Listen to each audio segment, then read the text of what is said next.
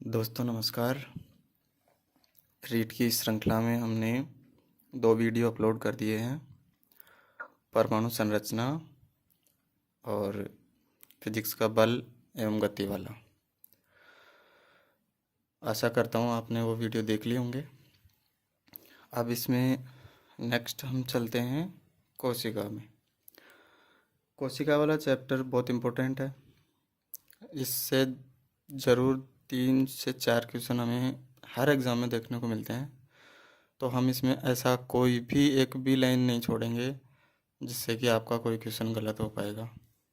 और इसमें एक की एक लाइन एनसीईआरटी की है, तो कहीं से कोई डाउट नहीं है, और जिसका भी पीछे कोई डाउट है वो इस वीडियो के माध्यम से दूर होने वाला है। ठीक है, चलो स्टार्ट करते हैं। कोशिका, देखिए प्रत्येक जीव का शरीर है वो कोशिकाओं से मिलकर बना होता है। मतलब उसकी संरचनात्मक जो इकाई होती है वो कोशिका ही होती है, अर्थात छोटे से छोटी यूनिट कोशिका होती है। कोशिका मिलके आगे अपना धीरे धीरे पूरा शरीर का निर्माण करती है। ठीक है, कोशिका का अध्ययन साइटोलॉजी कहलाता है। कोशिका जीवों के शरीर की संरचनात्मक की उसकी बनावट और क्रियात्मक कि शरीर में क्या क्या कार्य होते हैं, पाचन, उत्सर्जन, वृद्धि, जो भी सारे कार्य हो रहे हैं वो सभी कोशिकाओं के माध्यम से होंगे। अब देखो, सर्वप्रथम कोशिका की खोज की थी रॉबर्ट हुक ने 1665 में। कहाँ, कौन सी कोशिका में की थी? कोर्क की मृत कोशिका। जो कोर्क की छाल होती है, एक छाल होती है पेड़ की, कोर्क बोलते हैं उसको, उसकी छाल से कोशिका, मृत कोशिका की खोज की थी संयुक्त सूक्ष्मदर्शी। इस संयुक्त सूक्ष्मदर्शी की खोज भी रॉबर्ट हुक ने की थी, और इसी सूक्ष्मदर्शी के माध्यम से इन्होंने कोशिका की खोज करी। अब मृत कोशिका की बात होगी, जीवित कोशिका की बात करेंगे तो ल्यूवेनहोक ने इसके 9 साल बाद में जीवित कोशिका की खोज कर दी थी।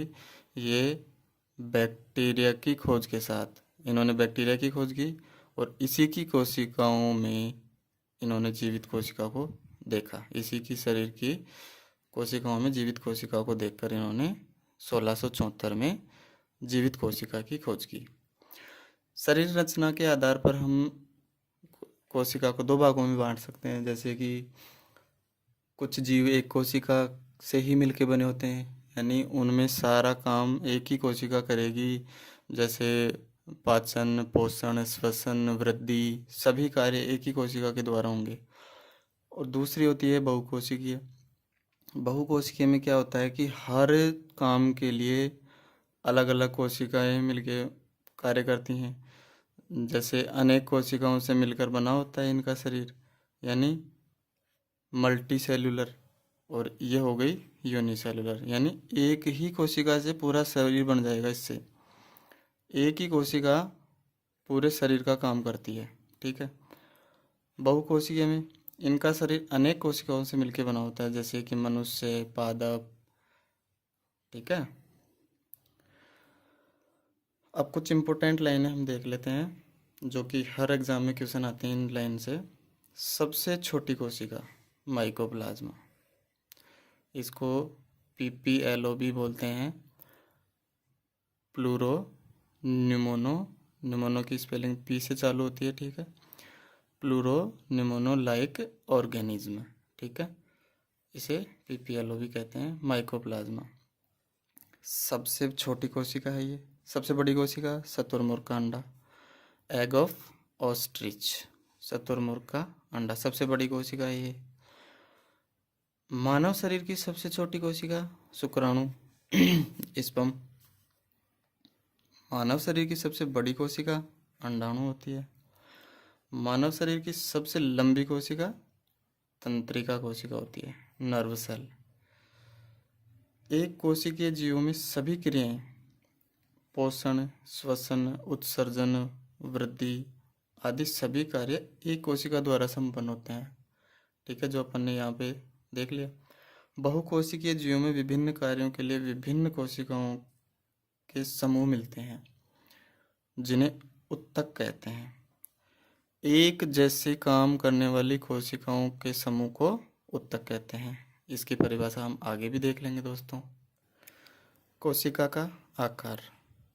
कोशिका बहुत छोटे आकार की होती है, 0.5 माइक्रोन से लेके और 20 माइक्रोन तक। ये छोटी कोशिका का आकार है।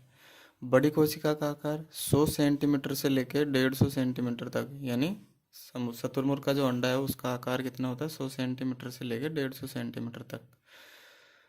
अब उत्तक। उत्तक किसे कहते हैं? वे कोशिका समूह जिनकी उत्पत्ति एवं कार्य समान होते हैं, यानी वे कोशिका समूह जिनकी उत्पत्ति एवं कार्य और संरचनात्मक जो इकाई है वो सभी प्रकार से समान होती है, उस समूह को क्या कहते हैं? उत्तक। शरीर की सबसे छोटी इकाई कौन सी होगी? कोशिका। कोशिका के एक समान समूह मिलकर क्या बनाते हैं? उत्तक। उत्तक सभी एक समान प्रकार से कार्य करने वाले उत्तक एक प्रकार का अंग बनाएंगे। उस अंग से मिलके अंग तंत्र बनता है और पूरा जो अंग तंत्र मिलके अपना शरीर बनता है, बॉडी। इस प्रकार से हमारे शरीर की संरचना होती है। इसीलिए हम कहते हैं कि जो कोशिका है वो शरीर की संरचनात्मक और कार्यात्मक इकाई है। ठीक है।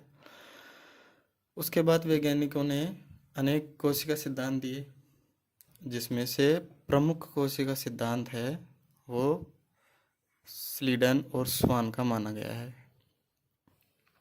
अब कोशिका सिद्धांत की महत्वपूर्ण लाइनें देख लेते हैं हम। समस्त जंतुओं एवं पादपों का शरीर कोशिकाओं से मिलकर बना होता है, जो हमने अभी देख लिया कि सबसे छोटी कार्यात्मक और संरचनात्मक इकाई कोशिका है। यह कोशिकाएं समस्त जैविक क्रियाओं और जैविक लक्षणों के लिए उत्तरदायी हैं। कौन सा जीव क्या कार्य करता है वो सब उसकी कोशिका पर निर्भर करता है। कोशिका सिद्धांत की 4 मुख्य लाइनें हैं। एक एक लाइन को ध्यान में रखना। सत्य और असत्य में कुछ भी पूछा जा सकता है। प्रत्येक कोशिका का शरीर एक या अनेक कोशिकाओं का बना होता है। अगर एक कोशिकीय जीव होगा तो एक कोशिका का बना होगा, बहुकोशिकीय जीव होगा तो उसमें अनेक कोशिकाएं मौजूद होंगी। सभी जैव क्रियाओं की मूलभूत इकाई कोशिका होती है। अभी हमने यहाँ पे देखा सभी जैव क्रियाओं की मूलभूत इकाई क्या है? कोशिका। समस्त क्रियाएं कोशिका के अंदर संपन्न होती हैं, यानी सभी क्रियाएं कोशिका के अंदर ही पूर्ण होंगी। कोशिका आनुवंशिकी की इकाई है, क्योंकि आनुवंशिक पदार्थ डीएनए या आरएनए कोशिका में ही पाया जाता है। अभी अपन आगे इसमें बहुत सारा अध्ययन करेंगे। नई कोशिकाओं की उत्पत्ति पूर्व में उपस्थित कोशिकाओं से होती है। ये रुडोल्फ विर्चो का स्टेटमेंट है।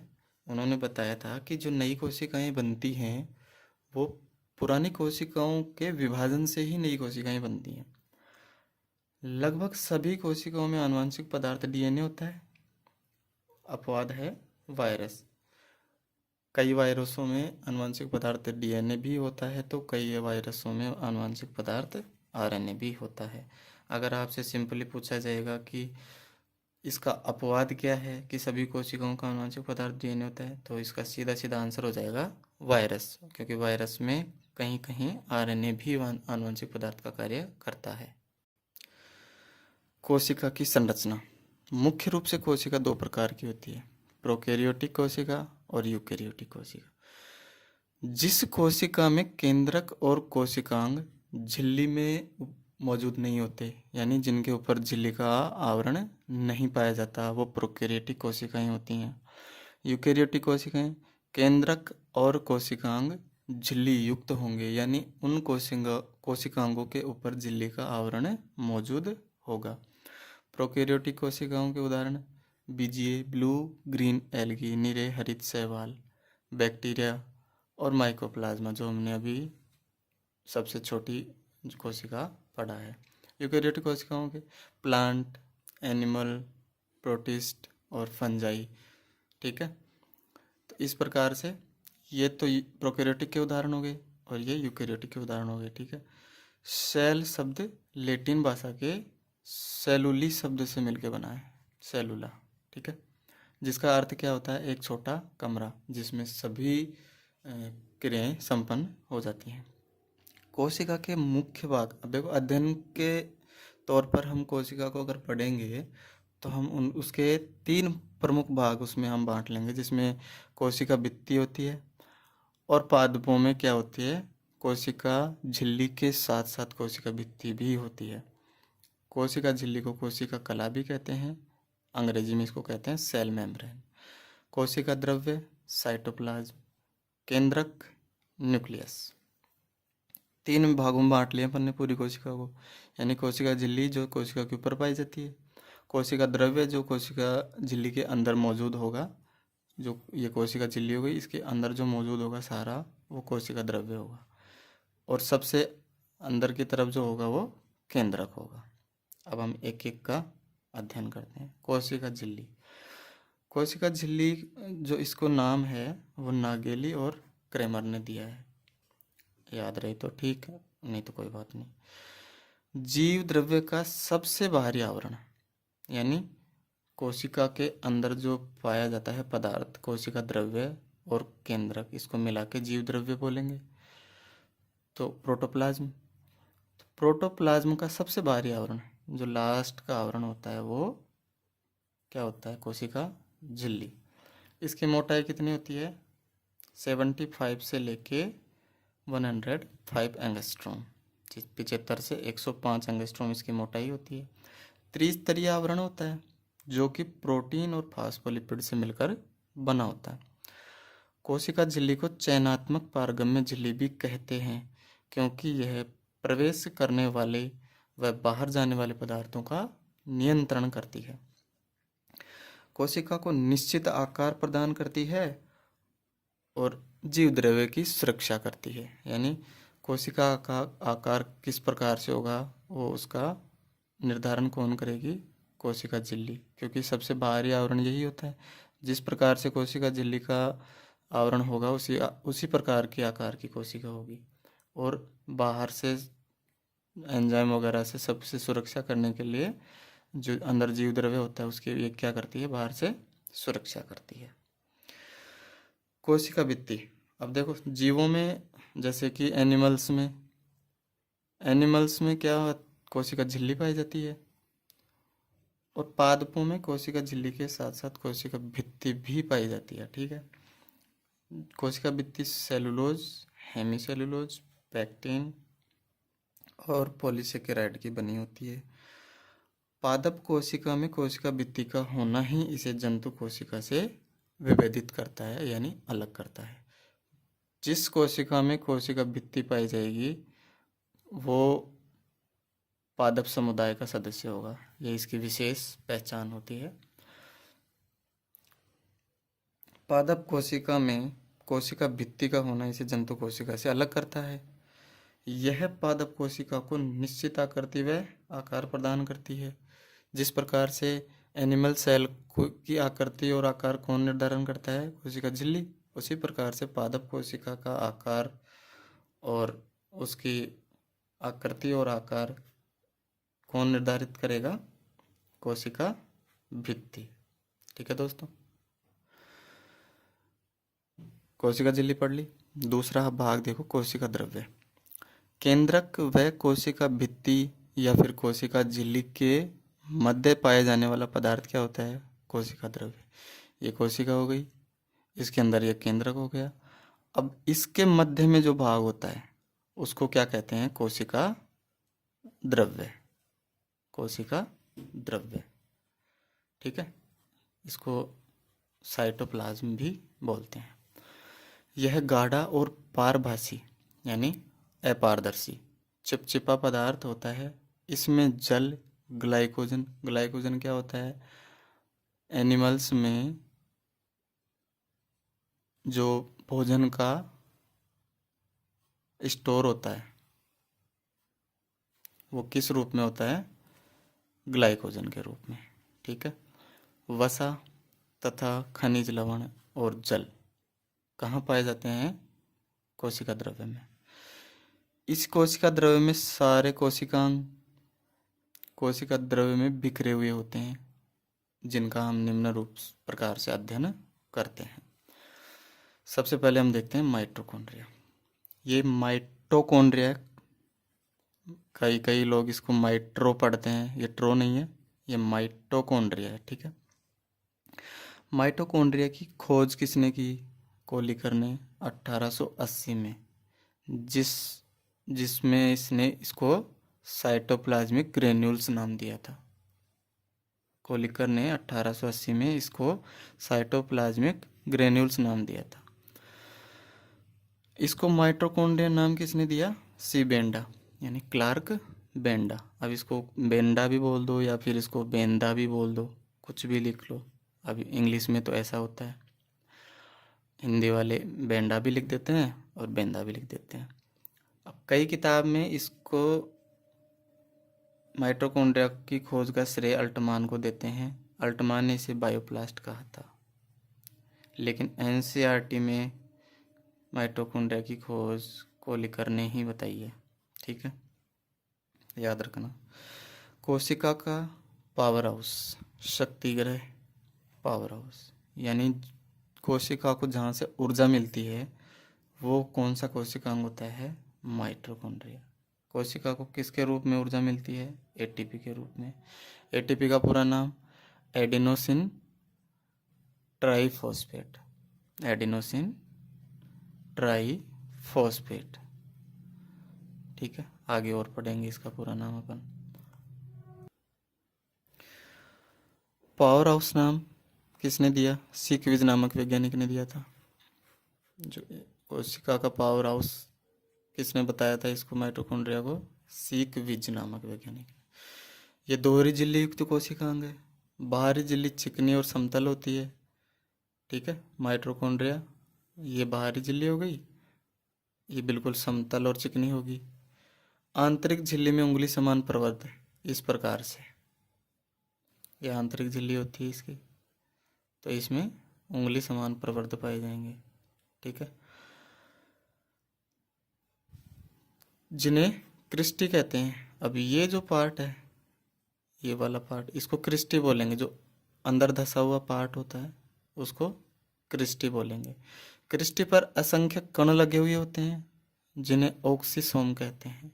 इन क्रिस्टियों पर असंख्य कण लगे होते हैं, जिन्हें ऑक्सीसोम कहते हैं। क्रिस्टी के मध्य भाग को मैट्रिक्स कहते हैं। अब जो ये बीच वाला पार्ट बचा है खाली, उसको मैट्रिक्स कहते हैं। मैट्रिक्स में 65% से 70% प्रोटीन होता है, 25% फॉस्फोलिपिड होता है और 0.5% आरएनए और कुछ मात्रा में डीएनए और राइबोसोम भी पाए जाते हैं। माइटोकॉन्ड्रिया में पाए जाने वाले एंजाइम श्वसन में खाद्य पदार्थों का ऑक्सीकरण करते हैं। देखो, सबसे माइटोकॉन्ड्रिया का सबसे महत्वपूर्ण कार्य क्या होता है? श्वसन संपन्न करने के साथ खाद्य पदार्थों का ऑक्सीकरण करके ऊर्जा प्रदान करना। यानी खाद्य पदार्थों का जो भक्षण है वो उसके माध्यम से उसका ऑक्सीकरण करके और श्वसन में उपस्थित ऑक्सीजन के द्वारा खाद्य पदार्थों का ऑक्सीकरण होता है, जहाँ से हमें एटीपी के रूप में ऊर्जा मिलती है। एटीपी का पूरा नाम एडिनोसिन ट्राइफॉस्फेट। भोजन का ऑक्सीकरण एटीपीएज नामक एंजाइम से होता है। एटीपी का निर्माण कौन से एंजाइम से होता है? एटीपीएज नामक। ठीक है, माइटोकॉन्ड्रिया पूरा हो गया। दूसरा देखते हैं लवक, प्लास्टिड। ये केवल पादपों में पाए जाते हैं, क्योंकि इसका मुख्य काम क्या होता है? पादप के भागों को रंग प्रदान करना। अब इंसानों में तो रंग प्रदान करेगा नहीं, तो पादपों में अलग अलग रंग देखने को मिलते हैं। कोई फूल पीला होता है, कोई फूल लाल हो जाता है, कोई बैंगनी हो जाता है। तो ये सारा किसकी वजह से होता है? लवक की वजह से। प्लास्टिड शब्द हैक्कल ने दिया है। कोशिका द्रव्य में ये बिखरे हुए होते हैं और ये 3 प्रकार के होते हैं। इसको 3 भागों में बांट दिया गया है। अवर्णी लवक, जो किसी प्रकार का कोई रंग प्रदान नहीं करते। ल्यूकोप्लास्ट, ल्यूको का मतलब होता है कि रंगहीन, रंगहीन। ल्यूकोप्लास्ट, जिन भागों में सूर्य का प्रकाश नहीं पहुंच पाता है उन भागों में अवर्णीय लवक पाया जाता है, जैसे कि जड़ हो गया और जो भूमिगत तने होते हैं उनमें अवर्णीय लवक पाया जाता है। और ये भाग क्या काम करते हैं, ये भोजन को स्टोर करते हैं, संग्रहण, भोजन का संग्रहण करते हैं, ये भोजन का संग्रहण। अब किस किस प्रकार से करते हैं, देखो एमाइलोप्लास्ट है वो तो स्टार्च का संग्रहण करता है। अब इस अवर्णीय लवक के ये नाम हैं, एमाइलोप्लास्ट है वो स्टार्च का संग्रहण करता है, इलियोप्लास्ट है वो वसा का संग्रहण करता है, एल्यूरोप्लास्ट है वो प्रोटीन का संग्रहण करता है। ठीक है,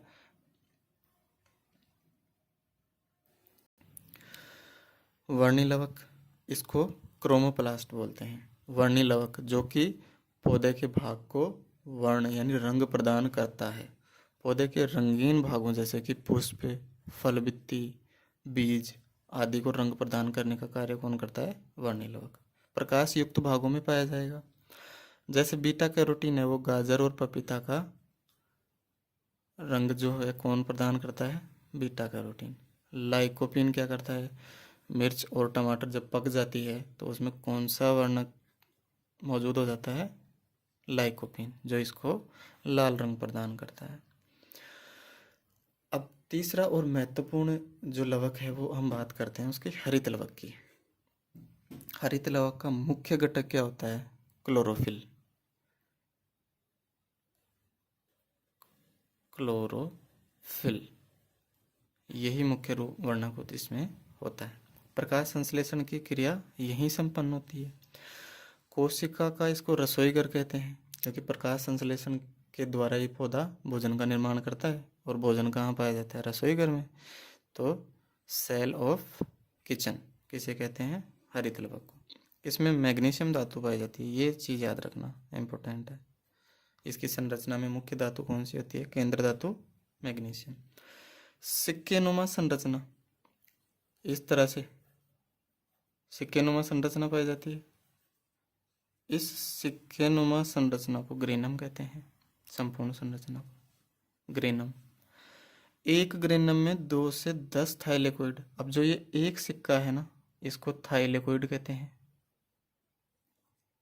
ठीक है, जो ये एक सिक्का है ना, इसको कहते हैं थाइलेकोइड। यानी एक ग्रेनम में 2 से लेके 10 तक के थाइलेकोइड पाए जाते हैं। वर्णक युक्त भाग है क्लोरोप्लास्ट में ग्रेना, जो मुख्य रूप से इसकी क्रियात्मक इकाई है वो क्या है, ग्रेना। थाइलेकोइड की झिल्ली में प्रकाश संश्लेषण, यानी थाइलेकोइड की झिल्ली और स्ट्रोमा, इन दोनों में प्रकाश संश्लेषण से संबंधित एंजाइम मौजूद होते हैं। थाइलेकोइड की झिल्ली और स्ट्रोमा, ये इन दोनों में प्रकाश संश्लेषण से संबंधित एंजाइम मौजूद होते हैं। अब इसमें और क्या क्या पाया जाता है, 40 से 50% प्रोटीन होता है, 25% वसा होती है, 3 से 10% क्लोरोफिल, ये इसका मुख्य घटक है। और 1-2% इसमें कैरोटीनोइड भी मौजूद होता है। तीसरा कोशिकांग है लाइसोसोम। खोज किसने की, विलियम डी डुवे। एकल झिल्ली युक्त कोशिकांग है और थैलीनुमा, यानी बैग के प्रकार से इसकी संरचना होती है। इसमें कई जल अपघटनीय एंजाइम उपस्थित होते हैं जो कि शर्करा, प्रोटीन, वसा और न्यूक्लिक अम्ल का अपघटन कर उन्हें सरल अणुओं में तोड़ देते हैं। यानी कि पाचन का मुख्य कार्य कहाँ पर संपन्न होता है, लाइसोसोम में। लाइसोसोम की झिल्ली फटने पर यह पूरी कोशिका को ही पचा जाता है, अतः इसे आत्मघाती थैलियाँ, सुसाइडल बैग्स कहते हैं। क्षतिग्रस्त, इसका मुख्य कार्य क्या होता है, क्षतिग्रस्त कोशिका हो गई या मृत कोशिका हो गई, अब उनका पाचन कौन करेगा, लाइसोसोम। और जो अवशिष्ट पदार्थ हैं उनका पाचन भी, मतलब अवशिष्ट पदार्थ जैसे कि कोई किसी क्रिया के अंदर कोई पदार्थ बच गया यानी अपशिष्ट हो गया, इसका मतलब उसका पाचन कौन करेगा, लाइसोसोम ही करेगा। ठीक है, कई बार क्या होता है, इसकी जो झिल्ली होती है वो फट जाती है। अब झिल्ली फटने से इसके अंदर जो सारे एंजाइम होते हैं वो कोशिका उसके बाहर कोशिका द्रव्य में आ जाएंगे। कोशिका द्रव्य में अगर सारे एंजाइम आ गए तो वो पूरी कोशिका का ही पाचन कर जाएंगे, इसलिए इसको आत्मघाती थैलियाँ भी कहते हैं, क्योंकि ये स्वयं की कोशिका को ही पचा जाएगा। चौथा कोशिकांग है अंतःप्रद्रवी जालिका, एंडोप्लाज्मिक रेटिकुलम। इसको शॉर्टकट में हम ER बोलेंगे, एंडोप्लाज्मिक रेटिकुलम, अंतःद्रवी जालिका। यह केवल यूकेरियोटिक कोशिकाओं में होती है, ये लाइन ध्यान रखना। अंतःद्रवी जालिका केवल यूकेरियोटिक कोशिकाओं में होती है, प्रोकैरियोटिक कोशिकाओं में ये अनुपस्थित होती है। कोशिका का कंकाल बनाती है और खोज किसने की? पोर्टर ने। इसकी खोज किसने की है? पोर्टर ने। कोशिका का कंकाल बनाती है, मतलब उसका ढांचा कौन बनाती है? अंतःद्रवी जालिका, एंडोप्लाज्मिक रेटिकुलम। यानी कोशिका का जो आकार बनाए रखने के अंदर का, जैसे अपने शरीर का आकार बनाने के लिए हमारा कंकाल तंत्र होता है, उसी प्रकार से कोशिका का आकार बनाए रखने के लिए क्या होता है? उसका कंकाल अंतःद्रवी जालिका होती है। कोशिका के केंद्रक से कोशिका झिल्ली के मध्य, कोशिका का केंद्रक हो गया, ये केंद्रक हो गया, और ये कोशिका झिल्ली हो गई। इन दोनों के बीच में छोटी छोटी नलिकाओं के रूप में संरचनाएं होती हैं, छोटी छोटी सूक्ष्म नलिकाओं के रूप में, जिसे अंतःद्रवी जालिका कहते हैं। यह एक झिल्ली युक्त कोशिकांग होता है। आरबीसी यानी आरबीसी और राइबोसोम की उपस्थिति के आधार पर इसको दो भागों में बांटते हैं। जिस भाग में राइबोसोम पाए जाते हैं उसे रफ या खुरदरी या कणिका युक्त एंडोप्लाज्म रेटिकुलम, अंतःद्रवी जालिका कहते हैं। RER, रफ यानी खुरदरी या कणिका युक्त, ER का मतलब अंतःद्रवी जालिका, एंडोप्लाज्मिक रेटिकुलम। इस पर राइबोसोम पाए जाते हैं जो प्रोटीन व एंजाइम का संश्लेषण करते हैं।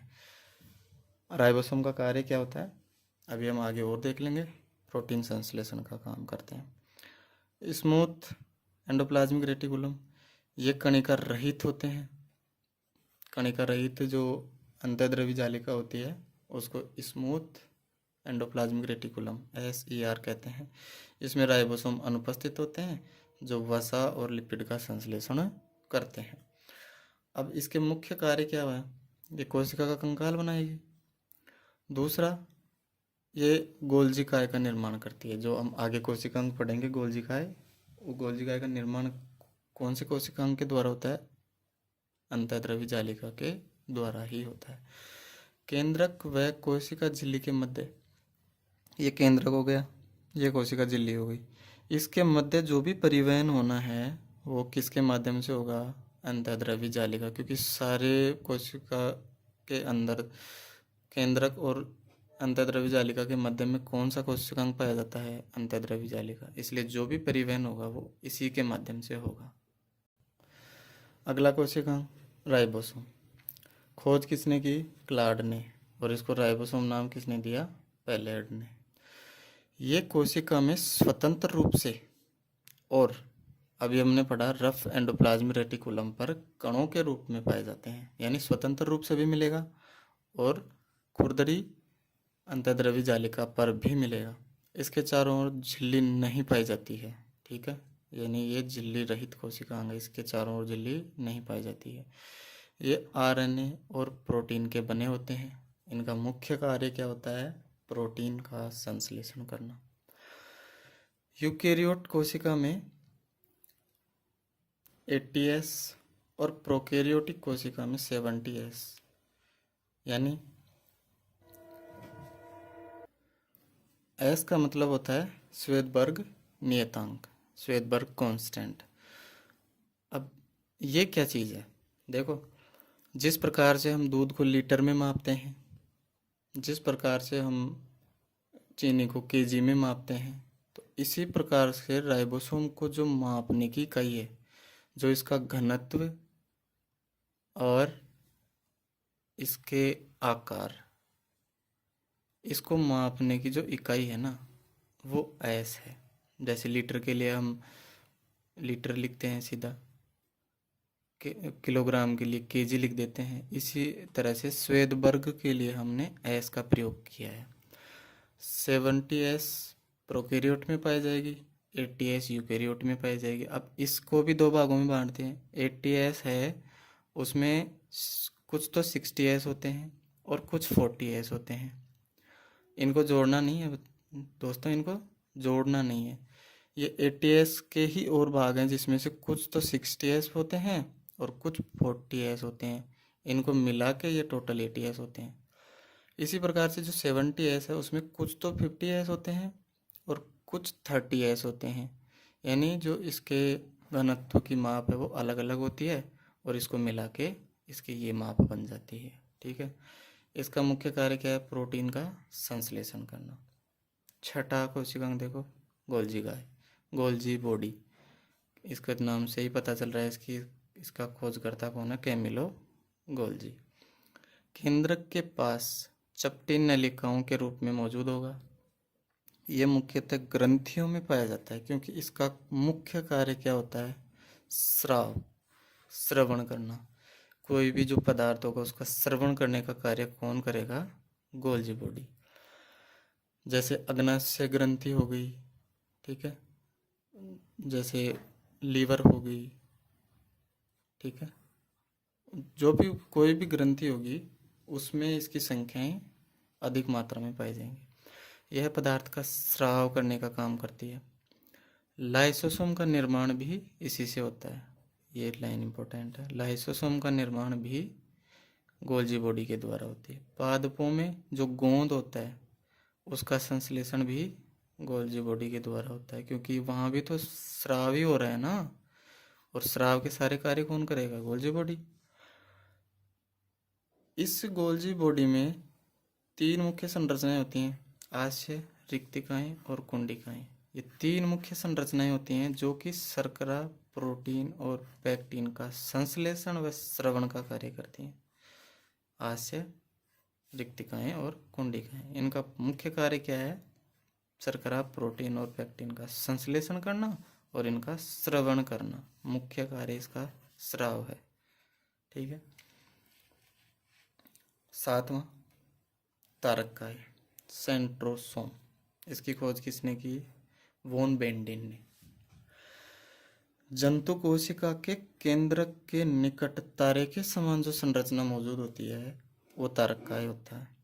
प्रत्येक तारककाय में दो तारक केंद्र, सेंट्रियोल्स, जैसे एक तारककाय हो गया, इसमें दो तारक केंद्र मौजूद होते हैं। ये कोशिका विभाजन के समय तरकु तंतुओं का निर्माण करते हैं, स्पाइंडल फाइबर्स, जो कि हम बाद में अभी देखेंगे आगे कि जैसे ये दो गुणसूत्र हो गए, अब जो फाइबर बनते हैं, जो तरकु तंतु बनते हैं इनके बीच में, वो कहाँ से इनका निर्माण होता है? तारककाय के द्वारा ही इन तरकु तंतुओं का निर्माण होता है, जो कि गुणसूत्रों को ये आगे जोड़ेंगे। स्पाइंडल फाइबर्स, इंग्लिश में इसको तरकु तंतु को स्पाइंडल फाइबर कहते हैं। आठवां कोशिकांग है रिक्तिका। खोज, स्पेलोंजी ने इसको प्रोटोजोआ में खोजा था, रिक्तिका को। इसको रसधानी भी कहते हैं। ठीक है, रिक्तिका को रसधानी भी कहते हैं। ये एक झिल्ली द्वारा आवृत होता है जिसको टोनोप्लास्ट कहते हैं। इसके जो ऊपर झिल्ली पाई जाती है रिक्तिका के ऊपर, इसको कहते हैं टोनोप्लास्ट। ठीक है, टोनोप्लास्ट कहते हैं। रिक्तिका में उपस्थित रस कोशिका रस, सेल सेप कोशिका रस है। इसमें उपस्थित जो रस पाया जाता है इसमें, जिसमें कुछ जल उत्सर्ज पदार्थ, अनुपयोगी पदार्थ होते हैं, उनको सेल सेप कहते हैं, यानी कोशिका रस। रिक्तिका कोशिका को स्फीत, टर्जिट बनाए रखती है, यानी फूली हुई साइज में, ताकि सभी कोशिकांग अपना अपना कार्य विधि पूर्वक पूरे कर सकें। इसलिए ये कोशिका को फूले हुए बनाए रखती है, यानी इसका आकार को बनाए रखती है। पादप कोशिका में ये बड़ी होती हैं, जिसके कारण से जो केंद्रक होता है वो पादप कोशिका में परिधि की तरफ पाया जाएगा, और जंतु कोशिकाओं में छोटी होती हैं, तो ये बिल्कुल ये कोशिका में छोटे छोटे पाए जाएंगे। इसकी वजह से जंतु कोशिका का केंद्र कोशिका के मध्य में होता है, लेकिन पादप कोशिका में रिक्तिकाएं बड़ी होती हैं जो कि इस केंद्रक को धकेलकर परिधि के पास में इसको स्थापित कर देती हैं। 2 पार्ट पढ़ लिए अपन ने, कोशिका झिल्ली पढ़ ली और उसके बाद कोशिका द्रव्य पढ़ लिया। अब तीसरा जो भाग है वो है केंद्रक। कोशिका का जो कंट्रोलर होता है, नियंत्रक होता है, वो केंद्रक होता है। और केंद्रक की खोज किसने की थी? Robert brown. इनमें कंफ्यूज मत होना, वो रॉबर्ट हुक था जिसने कोशिका की खोज की थी, ये रॉबर्ट ब्राउन है जिसने केंद्रक की खोज की थी। ठीक है। सामान्यतः एक कोशिका में एक केंद्रक पाया जाता है, लेकिन कुछ कोशिकाओं में एक से अधिक केंद्रक भी होते हैं, कुछ कोशिकाओं में केंद्रक होता भी नहीं है।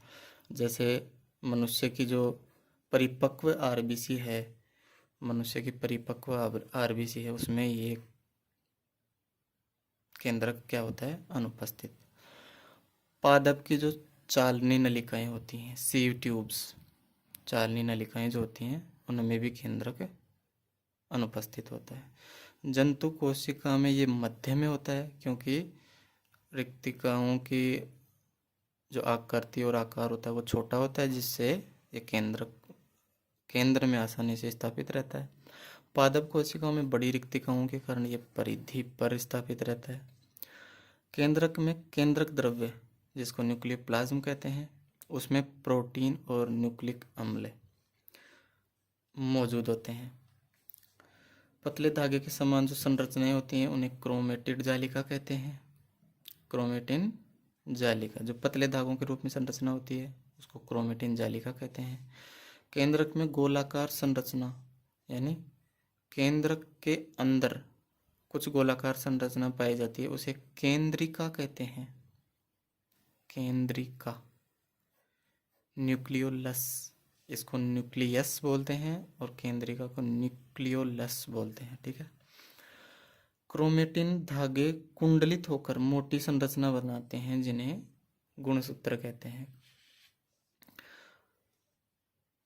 केंद्रक में जो गोलाकार संरचना है वो केंद्रिका हो गई। ठीक है। क्रोमेटिन धागे कुंडलित होकर मोटी संरचना बनाएंगे, जिसे हम गुणसूत्र कहते हैं, जो कि आनुवंशिक पदार्थ को एक पीढ़ी से दूसरी पीढ़ी में ले जाने का कार्य करते हैं। कोशिका का जो नियंत्रक है वो केंद्रक होता है, यानी इसके सारे जो कार्य संपन्न होते हैं उसका जो नियंत्रण है वो केंद्रक के पास में ही होता है। ठीक है दोस्तों, कोशिका का हम एक पार्ट पढ़ चुके हैं। नेक्स्ट पार्ट में हम आगे कोशिका की और जानकारी पढ़ेंगे, जिसमें हम कोशिका विभाजन के साथ साथ अर्धसूत्री विभाजन, समसूत्री विभाजन आदि को हम विस्तार से पढ़ेंगे। एक वीडियो में ये बहुत बड़ा वीडियो बन जाता, जिसे देखने के लिए आदमी की आंखें फटी रह जाती है कि ओह माय गॉड, इतने से टॉपिक का इतना बड़ा वीडियो।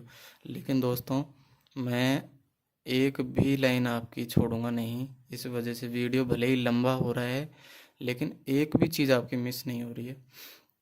आपको वीडियो के अलावा कुछ भी कहीं से नहीं पढ़ना है, आराम से मस्त वीडियो देखो, पूरी चीज़ आपकी क्लियर होगी। एक बार नहीं 2 बार वीडियो देखो। इसके अलावा आपको कहीं से पढ़ने की ज़रूरत ही नहीं है। पूरी एनसीईआरटी के अलावा सब कुछ इसमें मैंने छाप दिया है। ठीक है। और अब हम एक काम और करने वाले हैं कि अब डेली एक दिन छोड़ के एक दिन हम वीडियो अपलोड करेंगे, जिससे कि आपका सिलेबस जल्दी से हो जाएगा। आपको कुछ नहीं करना है, सिर्फ वीडियो देखना है। वीडियो को लाइक और शेयर कर दो, चैनल को सब्सक्राइब कर दो। ठीक है दोस्तों, मस्त रहो, स्वस्थ रहो, बिंदास रहो।